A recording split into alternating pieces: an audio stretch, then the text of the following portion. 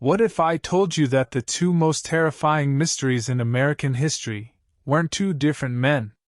What if the ghost who carved a smile onto a woman in 1940s Hollywood and the hooded phantom who haunted San Francisco in the 60s were the same person? One man. Two identities. A prominent doctor by day and a butcher by night. Today, we're unmasking the elite surgeon who allegedly hid a signature of blood across 2 decades. This isn't just a theory, it's a son's descent into his father's darkest secrets.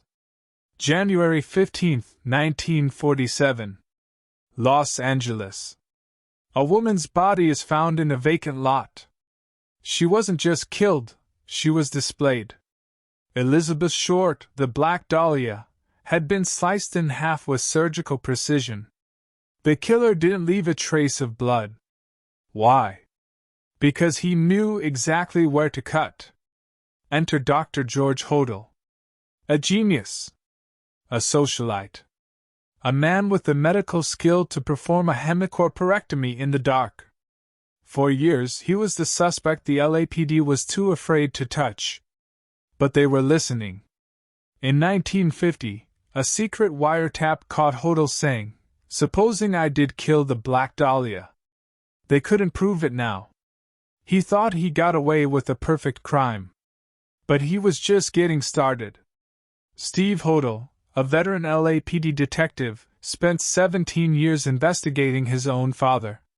He found the smoking gun, a note in his father's desk that read, "I have some fun killing people."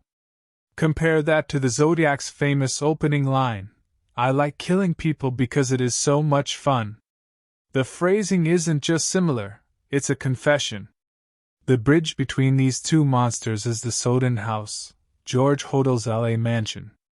It looks like a Mayan temple, and inside, Hodel hosted dark parties for the Hollywood elite. Steve Hodel believes the Dahlia was murdered in the basement. Decades later, cadaver dogs alerted to the scent of death in those very walls. If George Hodel was the Zodiac, it explains why the killer suddenly stopped. He didn't die, he simply grew too old to hunt, or he retreated back into the high society that protected him. He was a man who played God in the operating room and the devil in the streets. Is it possible? Could a single man be responsible for the most gruesome murder of the 40s and the most elusive spree of the 60s? Law enforcement is split. The DNA is cold. But the patterns, the handwriting, the surgical knowledge, the taunting letters, suggest a singular, terrifying mind. Was George Hodel America's most successful serial killer?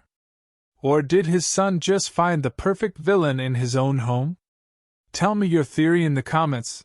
Was it one man, or a coincidence too dark to believe? Is it possible?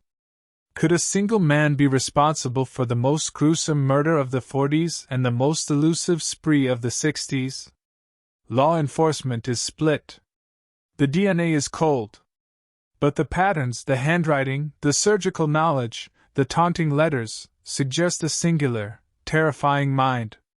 Was George Hodel America's most successful serial killer? Or did his son just find the perfect villain in his own home? Tell me your theory in the comments. Was it one man, or a coincidence too dark to believe? The most chilling part of this entire investigation isn't just the surgical skill, it's the handwriting. Look at the way both the Dahlia writer and the Zodiac formed their letters. It's almost impossible to ignore. Do you think it's more likely that Dr. George Hodel was a once-in-a-century criminal mastermind who evolved his style? Or is this just a case of a son seeing monsters in his father's shadow? I'm hearting the most compelling theories. Let's settle this in the comments. Don't forget to subscribe. The truth is always closer than you think. This is Crime Lens. Every detail matters.